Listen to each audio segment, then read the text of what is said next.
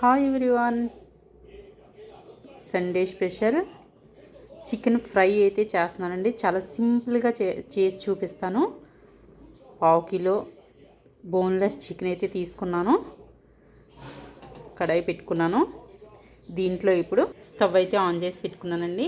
1 spoon salt,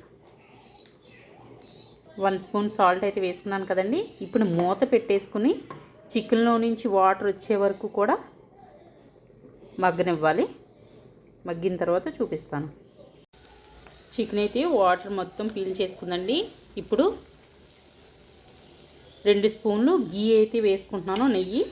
గీ roast అన్నాను కదా, chicken గీ roast అన్నాను కదా, మొత్తం నెయ్యితోనే నేను ఫ్రై చేసుకుంటున్నాను. 2 స్పూన్లు అయితే వేసుకున్నాను. గీ అయితే వేసుకున్నానండి. ఇప్పుడు కొంచెం పసుపు. ఇప్పుడు నెయ్యిలో అయితే ఫ్రై చేసుకోవాలి. ఫ్రై అయిన తర్వాత చూపిస్తాను. చికెన్ అయితే ఫ్రై అయిందండి. 1 స్పూన్ అల్లం వెల్లుల్లిపాయ పేస్ట్ ఫ్రెష్గా దంచుకున్నదే ఫ్రై చేసుకోవాలి.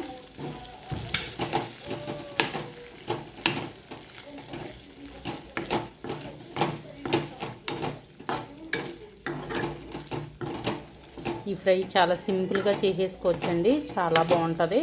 మీరు కూడా ఒకసారి ట్రై చేయండి. ఫ్రై అయిన తర్వాత చూపిస్తాను. కరివేపాకు,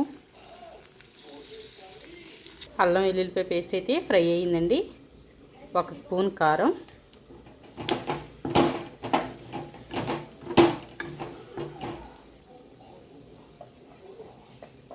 ఒక చిన్నది ఉల్లిపాయ అండి, ఇది కూడా వేసుకుని ఫ్రై చేసుకోవాలి.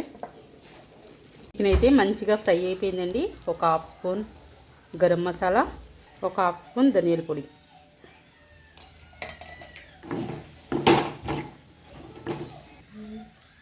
గరం మసాలా ఇవన్నీ అయితే ఫ్రై అయిపోయిందండి.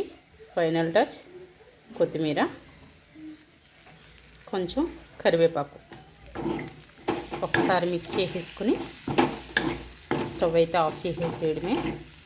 చాలా సింపుల్గా చికెన్ గీ రోస్ట్ అయితే ఫ్రై అయితే రెడీ అయిపోయిందండి.